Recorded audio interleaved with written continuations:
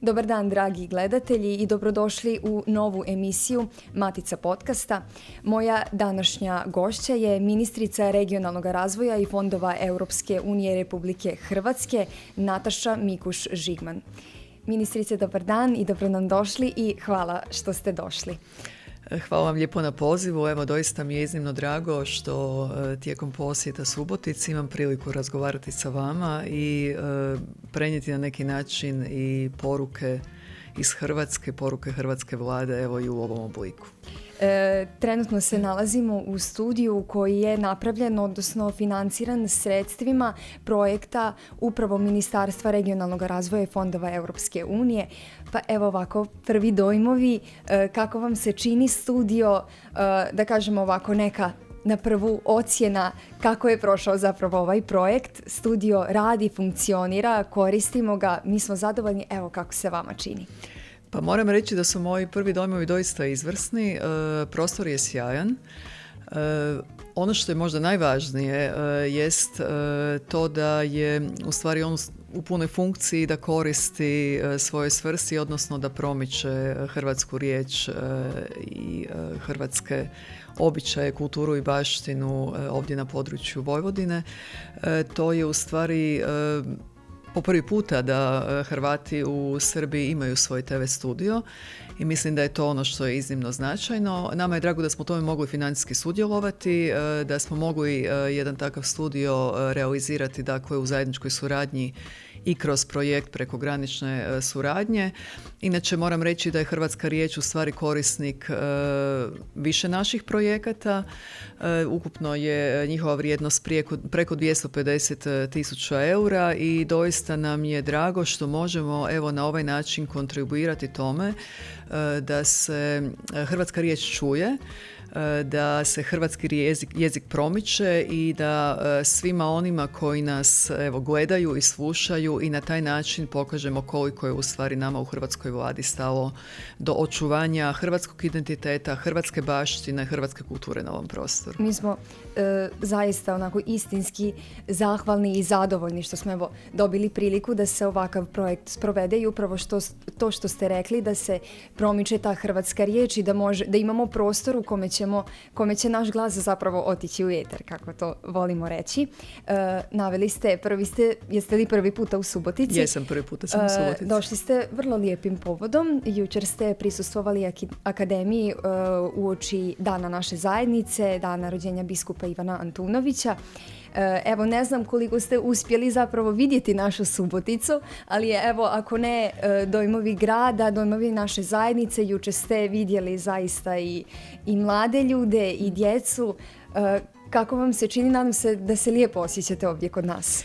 Iznimno mi je ugodno. Boravak u gradu je relativno kratak, budući smo u stvari stigli jučer kasno poslijepodne, ali doista mi je drago da sam u stvari uspjela, odnosno imala priliku prisustvovati baš obilježavanju Dana Hrvata i rođendanu biskupa Antunovića, jer upravo je on dakle bio doista značajna osoba u promicanju hrvatskog jezika i kulture, u promicanju obrazovanja, posebno za mlade ljude, i na neki način evo to se jučer simbolično potvrdilo kroz akademiju i kroz sudjelovanje upravo najmlađih naših učenika, darovitih učenika koji su dobili svoja priznanja na samoj akademiji.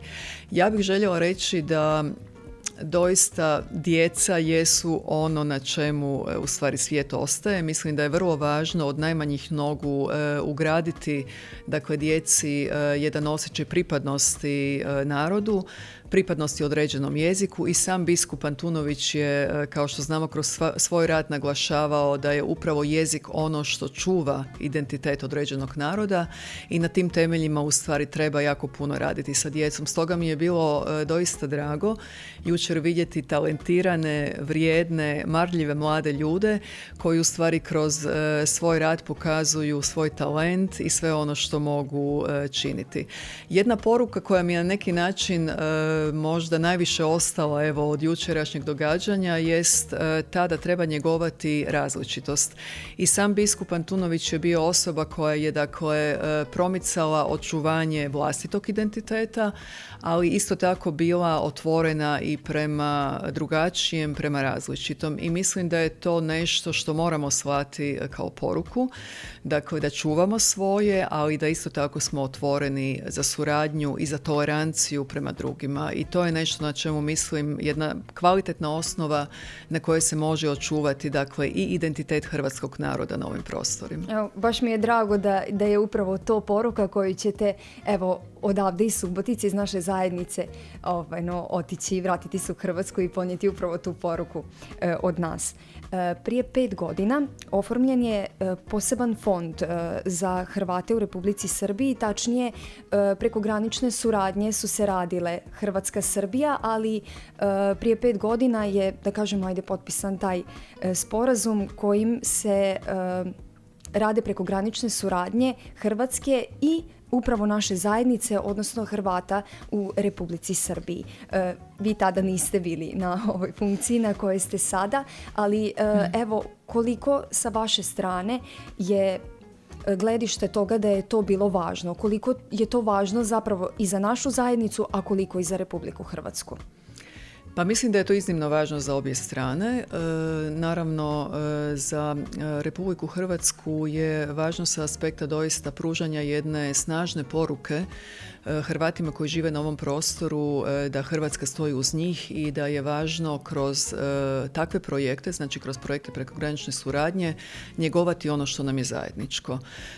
Za Hrvate koji žive na ovim prostorima, evo imali smo priliku dakle i kroz sastanak prije ovog podcasta, prije snimanja, čuti od strane kolega dakle kakve projekte provode, sa kojim se izazovima nose u svom svakodnevnom životu i mislim da je i ta financijska podrška nešto što je značajno kako bi se mogli provoditi projekti koji su vama važni.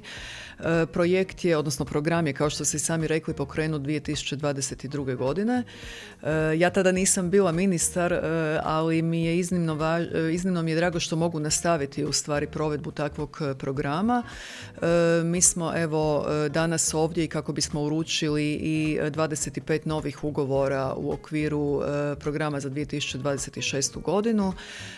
Oni su usmjereni sa jedne strane prema projektima umrežavanja, međuinstitucionalne suradnje između 4 hrvatske županije i ili javnih ustanova, crkva, dakle župe, udruga sa područja Vojvodine ili prema investicijskim projektima gdje je to potrebno, gdje je potrebno ulagati dakle i u samu infrastrukturu kako bi se stvorili uvjeti za suradnju.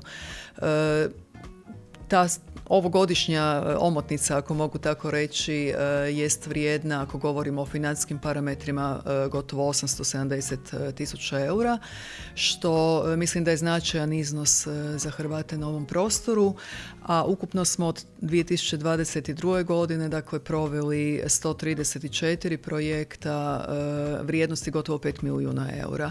Evo, mi na taj način ne samo financijski, ali i kroz suradnju i potporu želimo doista što je moguće više osnažiti hrvatsku zajednicu na ovom prostoru. Ti iznosi koje ste spomenuli su zaista značajni i onako sada kada bismo napravili mali osvrt, 5 godina i mislim da je zapravo zaista važno da se podvuče crta, da se vidi da je bilo potrebe za zapravo oformiti taj program koji se može sprovoditi, da je naša zajednica, da kažem, iako mala, može izgurati tako velike projekte i da zapravo ima potrebe da ovdje ima ljudi koji mogu voditi te projekte i zapravo onih koji ih mogu koristiti. Evo, sigurno ste i tu imali malo prije priliku govoriti upravo o tim projektima, pa evo neko vaše lično mišljenje sa tim projektima koje mi ovdje, koje naša zajednica radi iz različitih udruga, kako vam se čine ti projekti? Idemo li u dobrom smjeru, koliko oni znače zapravo? Pa mislim da idemo u dobrom smjeru. Ono što je iznimno bitno je da se, dakle, i prilikom pripreme projekata i programa da o njima razgovaramo i da se oni na neki način i oblikuju prema vašim potrebama i prema onome što će donijeti najveću korist u stvari hrvatskoj zajednici koja živi na ovom prostoru.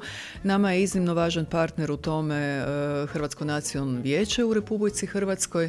Evo, upravo smo i tijekom sastanka koji sam spomenula istakli činjenicu kako nam je i lakše raditi kada imamo partnera sa druge strane koji krovno koordinira u stvari sve inicijative koje promičemo u smislu suradnje između Hrvatske i Vojvodine, odnosno Republike Srbije, jer je i nama na taj način onda lakše djelovati kako u oblikovanju programa, tako i u samoj realizaciji, odnosno u onoj konkretnoj implementaciji projekata koje financiramo.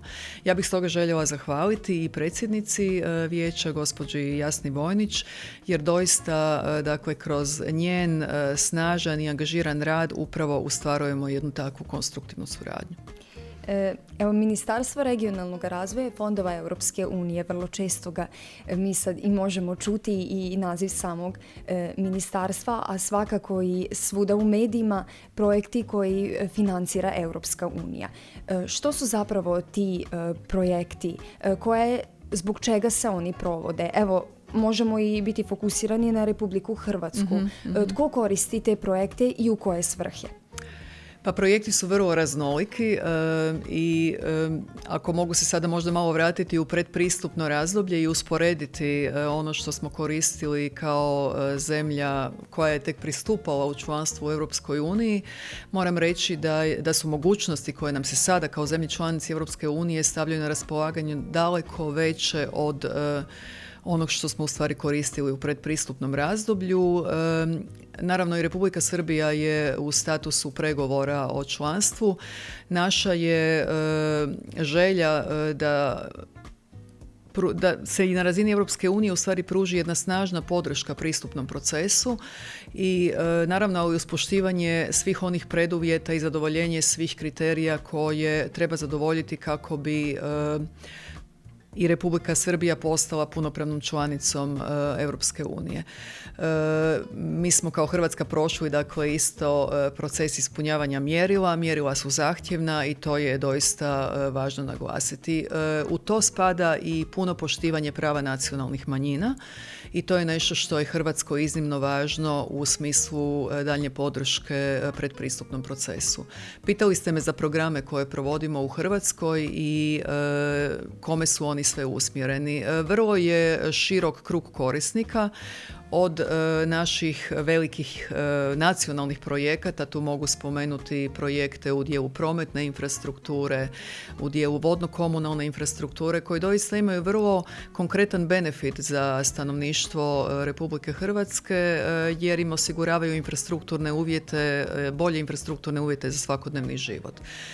Dio tih sredstava ide i na jedinice lokalne samouprave, znači na njihove lokalne projekte, bilo da govorimo o dijelu urbanog razvoja, o dijelu promicanja kvalitete života na našim otocima.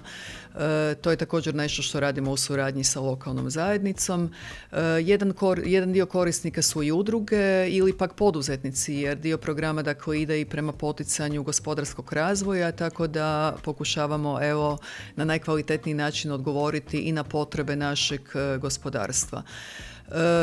Ono što bih željela u tom kontekstu istaknuti su upravo naši projekti prekogranične suradnje, budući je Hrvatska kao zemlja članica, dakle, provodi i program prekogranične suradnje koji se financira EU sredstvima.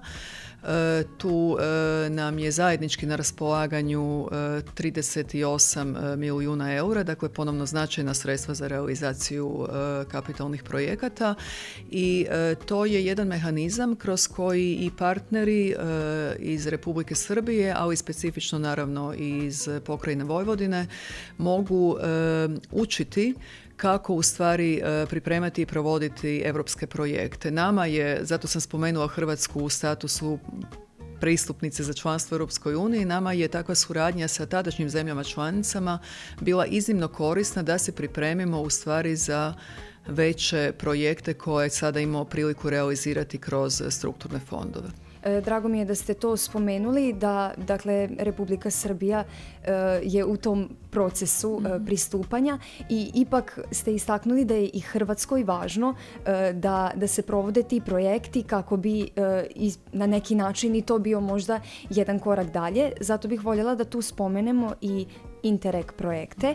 Dakle, to su do sada smo pričali o projektima koji se provode sa Republikom Hrvatskom i da kažemo našom zajednicom u Republici Srbiji, a dakle ovi Interreg projekti nisu ključno vezani za našu zajednicu i rekla bih da su to onako mnogo veći, mnogo onako značajniji projekti, pa evo, vi ćete sigurno bolje objasniti o čemu je riječ. Pa to je upravo ovaj program koji sam spomenula, dakle program prekogranične suradnje između Hrvatske i Srbije koji je vrijedan preko 38 milijuna eura. Inače Hrvatska ukupno sudjeluje u 13 programa Europske teritorijalne suradnje i naravno to je nešto što se potencijalno onda otvara kao mogućnost i svim budućim zemljama članicama. Područja suradnje su vrlo raznolika, znači ona sežu od ulaganja u obnovljive izvore energije, znači u ekološke projekte, do jačanja istraživačkih i inovacijskih kapaciteta, do ulaganja u kulturnu infrastrukturu, zdravstvenu infrastrukturu, gospodarsko povezivanje prekograničnih područja i tu je upravo ono što sam spomenula kao potencijal umrežavanja i pripreme za buduća financijska razdoblja. I sama Hrvatska riječ, odnosno novinsko-izdavačka ustanova, je imala priliku u stvari sudjelovati u 2 prekogranična projekta i meni je iznimno drago da upravo danas evo sjedimo u studiju koji je financiran, koji je opremljen, financiran, uređen upravo sredstvima iz prekogranične suradnje i zahvaljujući čemu u stvari evo danas imamo priliku ovdje razgovarati i promicati sve ono što je važno za Hrvate u Vojvodini. Evo, u 7. mjesecu će godinu dana kako ste na poziciji ministrice. Je li brzo prošlo tih godinu dana? I evo, nekako kada biste se osvrnuli što je sve urađeno, kako je bilo, je li bilo možda stresno? Ovo slobodno iz nekog subjektivnog ugla govorite. Evo, mogu reći da je to vrijeme iznimno brzo prošlo, zato što je dinamika u stvari posla takva da morate se praktički u istom trenu nakon imenovanja uključiti. Mi to zovemo plug and play. Znači, u trenutku dolaska, evo ja sam doslovno, dakle, nakon potvrđivanja na funkciju ministrice u Hrvatskom saboru otišla na sastanak sa hrvatskim županima gdje smo predstavili tada novi nacrt zakona o regionalnom razvoju. Mislim da smo puno stvari napravili u proteklih 11 mjeseci od donošenja, dakle, zakona o regionalnom razvoju koji stavlja naglasak upravo na jedno kvalitetno višerazinsko upravljanje, odnosno kvalitetnu komunikaciju između središnje vlasti, hrvatske vlade i naših jedinica lokalne samouprave, odnosno regionalne samouprave, županija, gradova i općina. I taj princip, dakle, kvalitetne suradnje, princip kontinuiranog razgovora, princip pravovremenog prepoznavanja potreba za ulaganjima je i nešto što želimo nastaviti i kroz programe prekogranične suradnje koje zajednički provodimo. Drugi veliki projekt, ako mogu tako reći, jest i donošenje zakona o otocima. Zakon o otocima je u Hrvatskom saboru usvojen u 2. mjesecu ove godine, u veljači, i kroz njega, dakle, želimo promicati sve ono što je važno za kvalitetu, podizanje kvaliteta života naših otočana. Kada kažem da vrijeme prolazi brzo, dakle, mi imamo na neki način kao ministarstvo nadležno za EU fondove 2 velika zadatka. Sa jedne strane osigurati da se sredstva koja su Hrvatskoj u ovom trenutku na raspolaganju, a tu govorimo o preko 14 milijardi eura, da se kvalitetno provedu svi projekti planirani u okviru tih programa i da su oni pravovremeno iskorišteni, jer postoje određeni rokovi za iskorištenje sredstava, ali sa druge strane u tijeku je dakle i proces pregovora o novoj financijskoj perspektivi, dakle u ovom trenutku upravo je u stvari završen sastanak vijeća u Briselu na kojem se razgovaralo o pregovaračkoj kutiji za novo financijsko razdoblje i o tome kako će se usmjeriti ulaganja u razdoblju od 2028. godine. To je dakle nešto što je nama iznimno važno i za što se također pripremamo u suradnji sa drugim ministarstvima, sa našim partnerima sa lokalne razine, ali isto tako sa partnerima dakle iz drugih zemalja u pitanju formiranja programa prekogranične suradnje. Velike stvari. Onako, kako izvuči, tako sigurno i jeste. Kada sam malo čitala o vama prije ove emisije, onda sam primijetila što se tiče vašeg obrazovanja da ste završili i filozofski fakultet, da ste bili i u inozemstvu, zatim ekonomski fakultet. Onako kako sam i gledala i biografiju i sve, plivali u svemu i evo na kraju došli do ove pozicije na kojoj ste sada.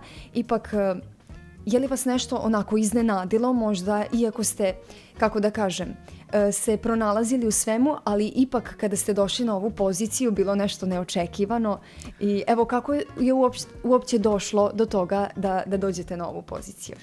Pa ne mogu reći da me nešto posebno iznenadilo. Velik dio svog profesionalnog radnog staža sam u stvari provela u sustavu državne uprave. Radila sam jako puno u stvari i na EU fondovima, odnosno bila uključena i u pripremu Hrvatske za korištenje strukturnih fondova nakon stupanja u članstvo. Tako da su EU fondovi na neki način, evo, moj profesionalni put.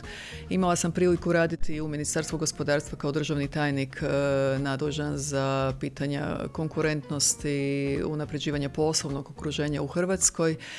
I onda nakon, evo rekla bih možda jedne kraće pauze, kraće stanke u privatnom sektoru, radila sam 2,5 godine u Hrvatskoj poljoprivredno-prerađivačkoj kompaniji Podravci.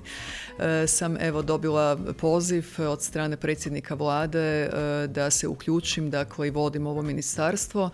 Meni je to doista jedna osobita čast jer mislim da doista iskustvo mogu doprinijeti tome da se na što kvalitetniji način iskoriste fondovi za Republiku Hrvatsku, ali i za suradnju sa drugim zemljama. I ne mogu reći da me nešto u tome evo iznenadilo, jer mislim da je taj profesionalni put me na neki način i pripremio za ovo što sada radim.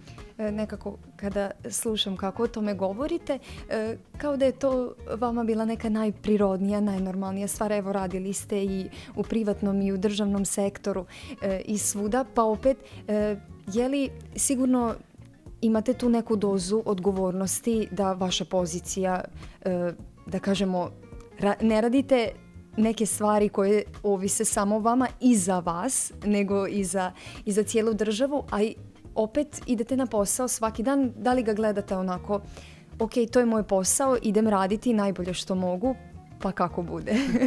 Pa ja taj posao radim sa doista velikim zadovoljstvom i sa žarom i sa željom da ga što bolje odradim. On je za mene prije svega, rekla sam da je to jedna čast, ali prije svega jedna velika odgovornost i mislim da ga na taj način treba i razumjeti. Ono što bih željela reći isto tako je da nijedan čovjek u tom poslu nije sam, dakle iza njega stoji velik tim. U našem ministarstvu radi nešto manje od 500 ljudi na velikom broju programa i projekata koje provodimo i bez marljivih ruku tih vrijednih ljudi koji su u stvari u našem timu, ništa od ovoga ne bi bilo moguće. Dakle, sve ono što radimo zajednički i iznimno je važno njegovati kulturu suradnje i ljudima na kraju krajeva i pružiti osjećaj da su dio sustava, da vide cilj prema kojem idemo i da na neki način zajednički kontribuiramo svemu onome što smo si postavili kao ciljeve. Pretpostavljam onda da je zapravo i to ključ da imate tim ljudi koji radi sa vama, da niste sami, da možda i zbog toga uspijete napraviti balans privatnog i poslovnog života. Imate li neke, možda da kažem, rutine ili nešto što vas opušta kad se isključite? Imate i obitelj. Kako balansirate to? Kada se uhvatite ovakvog posla, onda je balans između privatnog i poslovnog života iznimno težak. Evo, to doista mogu reći iz svog osobnog iskustva. Međutim, ja imam doista snažnu podršku sa strane obitelji za sve ovo što radim. I moja djeca su vrlo samostalna i odgovorna i bez toga u stvari taj posao ne bi bilo moguće raditi. Neki moj ispušni ventil je sport, dakle to je ono što pokušavam u ono malo vremena koliko ostaje na raspolaganju prakticirati kako bi ipak i ovaj posao koji je zahtjevan u smislu intelektualnog rada na neki način imao svoju protutežu u nečemu što vas ipak opušta i omogućava vam da budete i u tom dijelu malo više izbalansirani. Ali kada vam posao predstavlja zadovoljstvo, onda nije teško u stvari više sati dnevno provesti u tome. Da li biste mogli izdvojiti neku možda odluku koju ste morali donijeti u dosadašnjem mandatu, da kažem na koju ste najponosniji? Ili ajde, ne mora lično vi, nego ajde vaš tim, tako da kažem. Pa evo, ja mislim, spomenula sam u stvari donošenje, ne bih isticala pojedinu odluku, ali spomenula sam donošenje našeg zakona o regionalnom razvoju koji doista smatram da je iskorak u smislu još kvalitetnije komunikacije prema našim partnerima sa lokalne i regionalne razine, jer doista vjerujem da se samo kroz jednu kvalitetnu suradnju, komunikaciju mogu zajednički prepoznati potrebe, sukladno tome onda dizajnirati programi i projekti i osigurati njihovu uspješnu provedbu. Na isti način razgovaramo i sa drugim partnerima iz poslovnog sektora, iz udruga i to je jednostavno jedan princip otvorenosti koji je nužno njegovati u ovom poslu kako biste bili na kraju i uspješni. I evo ovako, za kraj, kada bismo malo zaokružili, neki dalji planovi kada biste do kraja mandata mogli ostvariti jedan veliki cilj zapravo u području tog regionalnog razvoja, koji bi to cilj bio i evo zašto? U području regionalnog razvoja je nama jedan od glavnih ciljeva dostići što je moguće više jednakomjeran regionalni razvoj, odnosno izjednačiti stupanj razvijenosti svih naših regija. U ovom trenutku još uvijek govorimo o regionalnim disparitetima, znači glavni grad je puno razvijeniji u odnosu na neka druga područja, posebno područje Slavonije i moja je osobna želja da te razlike budu što manje, da do kraja mandata radimo na način da se one izjednače.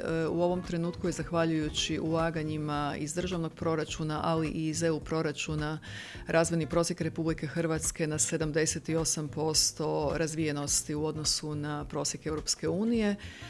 Do mandata je preostalo gotovo 2 godine, i rekla bih da je moja osobna želja da se približimo 80% prosječne razvijenosti Europske unije ili ako je moguće prebacimo i tu brojku. Veliki ciljevi, ali nekako sigurna sam da su i realni i da ih i možete ostvariti i zaista vam želim ovako svu sreću i evo imam priliku zahvaliti u ime Hrvatske riječi i na ovom studiju i dakle vašem ministarstvu i veliki ponos što smo vas mogli ugostiti, a vama ovako na ličnom nivou želim svu sreću u daljem radu i u vašem ličnom putu. Hvala vam još jednom što ste bili moja gošća i što ste zapravo bili gošća Hrvatskog nacionalnog vijeća i evo ovdje našeg grada Subotice. Hvala vama na pozivu još jednom i ja bih samo za kraj željela potvrditi doista snažnu i kontinuiranu podršku hrvatske vlade našim Hrvatima koji žive na području Vojvodine i šire Srbije, jer mislim da doista samo uz jednu takvu snažnu i kontinuiranu podršku možemo ostvariti naše zajedničke ciljeve. Iznimno je važno njegovati i hrvatski jezik kao temelj u stvari identiteta naroda koji živi na ovom prostorima, njegovati sve ono što čini hrvatsku kulturnu baštinu, njegovati tradiciju i običaje, jer je to u stvari ono što onda garantira i opstojnost Hrvata na ovim prostorima. Dragi gledatelji, hvala što ste bili danas uz nas u ovoj emisiji u kojoj je govorila ministrica Nataša Mikuš-Žigman. Nadam se da ste uživali i vidimo se u idućoj emisiji.